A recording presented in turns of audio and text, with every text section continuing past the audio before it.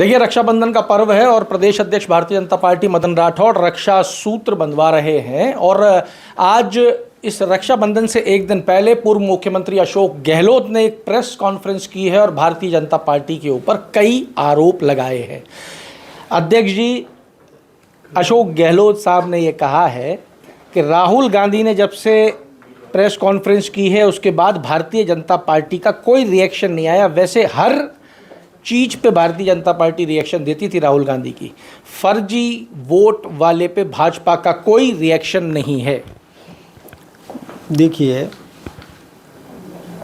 राहुल गांधी जी और उनकी पूरी टीम, ये पूरा जो इस बार लोकसभा और विधानसभा का जो सत्र हुआ उसमें हमेशा व्यवधान करते रहे, हंगामा करते रहे। कभी भी किसी भी बिल पर नहीं बोले, किसी इश्यू पर नहीं बोले। ऑपरेशन सिंदूर पर डिबेट में भाग जरूर लिया।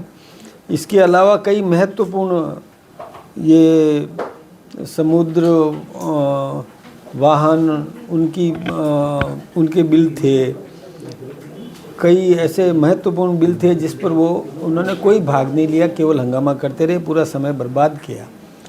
यही नहीं, वो अनर्गल हंगामा करते रहे SIR को लेकर के।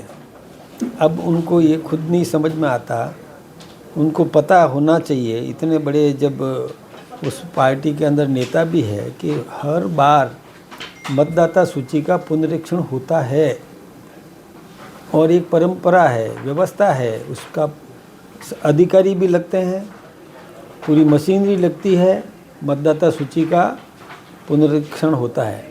उसमें किसका नाम काटना है, कौन नया यूथ जुड़ा है, जो 18 वर्ष जिसके हो गए वो जुड़ता भी है।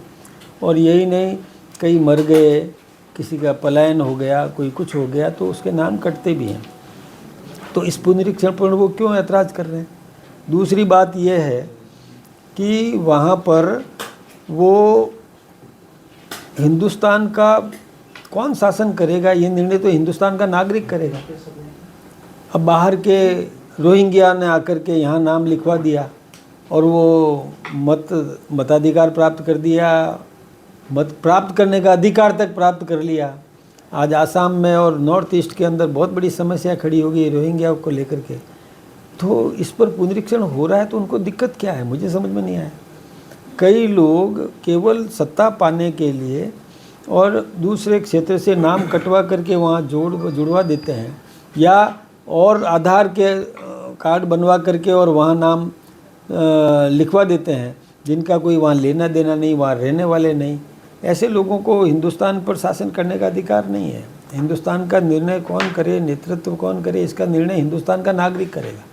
ये राहुल गांधी को इस विषय को समझना चाहिए। इसके लिए वो हंगामा कर रहे हैं, ये ठीक बात नहीं है।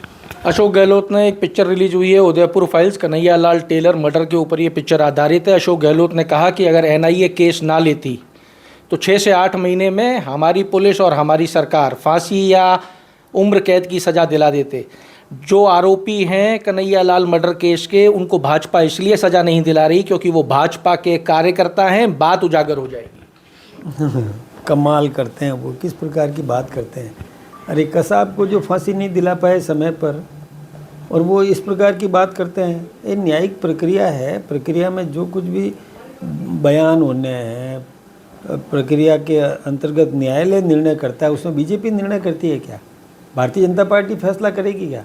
फैसला कोर्ट करेगा, उनको सज़ा देने का काम कोर्ट करेगा।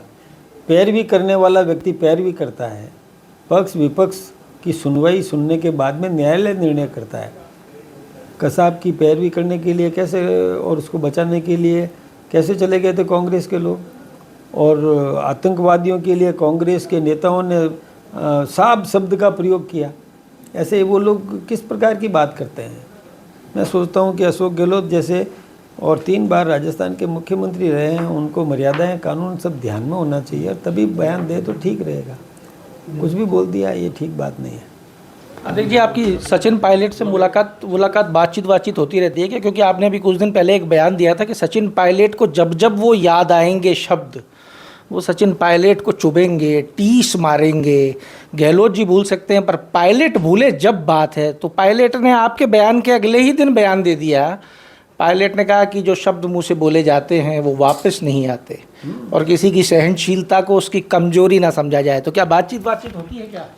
वैसे सचिन पायलट जी और मैं आसपास में रहते थे 5 साल तक। जालूपुरा में वो B5 में रहते थे, मैं B6 में रहता था। उनकी जब आपस में हम मिलते जुलते रहते थे, इसलिए ये तो नहीं कि हम मिलते नहीं हैं, मिलते हैं आपस में।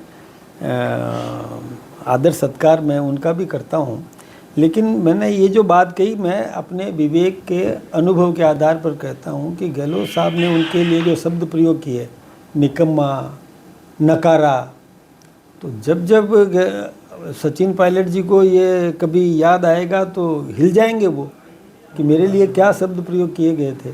इसलिए ये जिंदा रहते हैं और इसकी पुष्टि सचिन जी ने की है। मैंने तो अपने अनुभव के आधार पर कही, लेकिन उनके मन की टीस उजागर हो ही गई। नेक्स्ट डे उन्होंने स्टेटमेंट दे भी दिया कि जो बोलते हो वो नेपथ्य में तो रहते ही रहते हैं, लेकिन हमारे दिमाग में भी रहते हैं।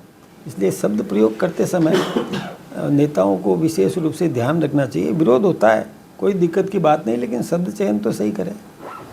आपके मंत्री डॉक्टर किरोड़ी लाल मीणा जी 6 अगस्त को एक कार्यक्रम में थे राजस्थान यूनिवर्सिटी के। उन्होंने भी एक बयान दिया है। उन्होंने कहा कि जब मैं नरेश मीणा से मिलने जेल गया तो दिल्ली से फ़ोन आया कि तुम मंत्री होके सरकार के विरोधी से मिलने जा रहे हो। तो मैंने उनको जवाब दिया कि मैं तो मिलने खुले में जा रहा हूँ, पर दिल्ली तो चुपचाप नरेश मीणा को चुनाव लड़वा रही है।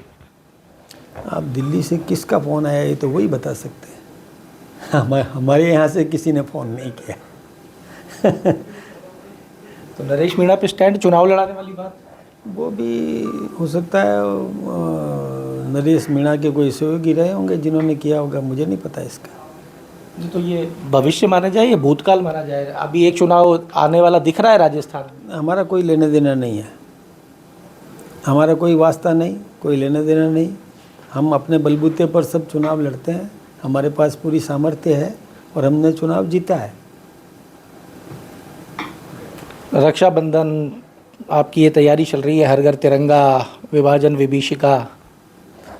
देखिए, ये बात सही है कि रक्षाबंधन का त्यौहार है, इससे हम एकता के सूत्र में इस देश को बांधना चाहते हैं। हमारा देश एक रहे और राष्ट्र की रक्षा के लिए अपना सर्वस्व समर्पण करने के लिए प्रत्येक नागरिक तैयार रहे, ये संदेश देने का काम हम कर रहे हैं। राष्ट्र की रक्षा के लिए कृत संकल्प हो हर नागरिक, इसलिए इस त्यौहार को हम उस रूप में व्यापक रूप से मनाने का काम कर रहे हैं। इसके साथ ही तिरंगा, जो 15 अगस्त को देश आज़ाद हुआ था, तो घर घर तिरंगा लगे, राष्ट्रभक्ति का जज्बा पैदा हो, ये हमारा प्रयास रहता है। पहले भी हमने तिरंगा यात्राएं की है और इस बार भी हम उसको व्यापक रूप से कर रहे हैं कि प्रत्येक नागरिक देशभक्त बने। देशभक्त है, पक्ष भी देशभक्त रहे, विपक्ष भी देशभक्त रहे, विपक्ष में भी देशभक्ति का भाव पैदा हो। इसलिए हमारा आह्वान है सभी को कि वो भी इसमें बढ़ चढ़ करके हिस्सा ले, कोई दिक्कत की बात नहीं है। त्यौहार है, हमारा सांस्कृतिक त्यौहार है, तो इसको हम उत्सव के रूप में मनाते हैं। साथ ही 15 अगस्त भी है, तो 15 अगस्त को देश स्वतंत्र हुआ था, तो वो हमारे लिए खुशी का क्षण है। एक दिन पहले 14 अगस्त को हमारे देश का बंटवारा हुआ था, आबादी का आदान प्रदान भी हुआ, कई लोगों को अपने घर छोड़ करके हिंदुस्तान में आना पड़ा।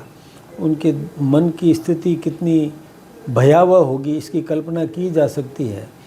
तो ये विभीषिका है, ये स्मरण इसलिए कराते हैं कि हमारा आम नागरिक ये समझे कि हम संगठित रहे, तो ऐसी परिस्थितियाँ फिर कभी किसी के साथ नहीं आए। यदि हम संगठित नहीं रहे तो आज जैसे बंगाल में हो रहा है, बंगाल से या कश्मीर से पहले हुआ था, हमारे पंडित वहाँ से आए थे, विस्थापित यहाँ शरणार्थी जीवन जीने को मजबूर होना पड़ा था। ये तो धन्यवाद है हमारे अमित शाह को, हमारे देश के प्रधानमंत्री नरेंद्र भाई मोदी जी को, कि जिन्होंने उनको नागरिकता प्रदान करने का काम किया। ये बहुत बड़ा काम हुआ है। तो ये सब चीज़ें हमें जनता के बीच में जाके बताना चाहिए, ताकि जनता ये जागरूक रहे, संगठित रहे, राष्ट्रीय चरित्र सब में रहे और राष्ट्रीय चरित्र रहा, राष्ट्रभक्ति रही, तो निश्चित रूप से हम स्वतंत्र रहेंगे, हम संगठित रहेंगे, विकास की उस पहिए को हम आगे बढ़ा सकेंगे। यदि विघटित रहे तो ऐसी परिस्थितियां किसी के पास भी आ सकती हैं। पर अशोक गहलोत तो ये कह रहे हैं कि एक बार बीजेपी ये तो बता दे कि आज़ादी में उसका योगदान क्या था। आरएसएस तो अपने मुख्यालय पे तिरंगा ही नहीं फहरा। देखिए, वो अशोक गहलोत जी ने ये बात कही है। अशोक गहलोत जी जो 3 बार के मुख्यमंत्री रहे, वो ये बात भी भूल जाते हैं कि घर घर तिरंगा लगाने का जो इसकी छूट कब मिली थी उनको पता नहीं है। पहले नहीं थी, बाद में मिली है, कोर्ट ने दी है, ये उनको पता होना चाहिए। जब से ये छूट मिली है कि आप अपने घरों पे तिरंगा लगा सकते हो, तब से हम तिरंगा आरएसएस के मुख्यालय पर भी लग रहे हैं। इसके अलावा भी देश के आज़ादी के लिए उस समय कांग्रेस कोई राजनीतिक दल नहीं था, वो एक आंदोलन के रूप में उसमें सभी लोग सम्मिलित थे। हमारे श्यामा प्रसाद मुखर्जी भी उसमें सम्मिलित थे। हमारे संघ के लोगों ने भी उसी मंच का उपयोग किया और देशभक्ति के लिए उन्होंने कुर्बानियाँ दी है, त्याग किया है, कई शहीद हुए हैं हमारे लोग। संघर्ष तो हमारे लोगों ने ज़्यादा किया था। ये तो केवल सत्ता पाने की लालसा से उन्होंने कांग्रेस को जिंदा रखा। गांधी जी ने तो कहा था कि कांग्रेस को समाप्त कर देना चाहिए, लेकिन कांग्रेस के नाम से अपनी राजनीतिक रोटियां सेकने के लिए इन्होंने कांग्रेस को राजनीतिक पार्टी बना के रखा। आज कौन सी कांग्रेस है ये जो बात करती है? कांग्रेस वो थी जिसके पहले 2 बैलों की जोड़ी जिसका चुनाव निशान था, फिर उनकी कांग्रेस का विघटन हुआ जिसमें और गाय बछड़ा चुनाव निशान लेकर के आई, वो कांग्रेस का विघटन हुआ, दूसरी कांग्रेस आ गई। उसके बाद ये तीसरी कांग्रेस आ गई जो हाथ का चुनाव पंजा लेकर के और आ गई। तो कांग्रेस कौन सी है? इन्होंने कौन सा त्याग किया? इन्होंने कोई त्याग नहीं किया। त्याग करने वाले वो लोग थे जो कभी के ख़त्म हो चुके हैं। ये तो उनके नाम पर राजनीतिक रोटियां सेकने का काम कर रहे हैं। ये कौन सी कांग्रेस है? ये गहलोत साहब की कांग्रेस कौन सी है? ये केवल मात्र गांधीवादी कांग्रेस। और गांधी जी भी कौन से? वो गांधी जी जो राष्ट्रपिता महात्मा गांधी थे, लेकिन उनके नाम से फिरोज गांधी बन गए, फिरोज गांधी से इंदिरा गांधी बन गई, इंदिरा गांधी से फिर राजीव गांधी आ गए और ये कह रहे हैं हमने कुर्बानियाँ की। और फिर गहलोत साहब ये एक राजनीतिक गांधी, ये अलग से नाम अपने आप को भी तो गांधी कहलाते हैं। ये अपने नाम के आगे भी तो कहते हैं ना राजस्थान का गांधी है। ये गांधी नाम लेकर के चल रहे हैं, तो गांधी नाम से अपनी रोटियां सेकने का काम कर रहे हैं, राजनीति करने का काम कर रहे हैं। ये इन्होंने कौन सी कुर्बानी कर दी? पिन चुभी के कभी कुछ कहीं पैदल भी चले हैं क्या? थोड़ी देर बातें करने से क्या होता है जी? देश के लिए काम करना एक अलग चीज़ है।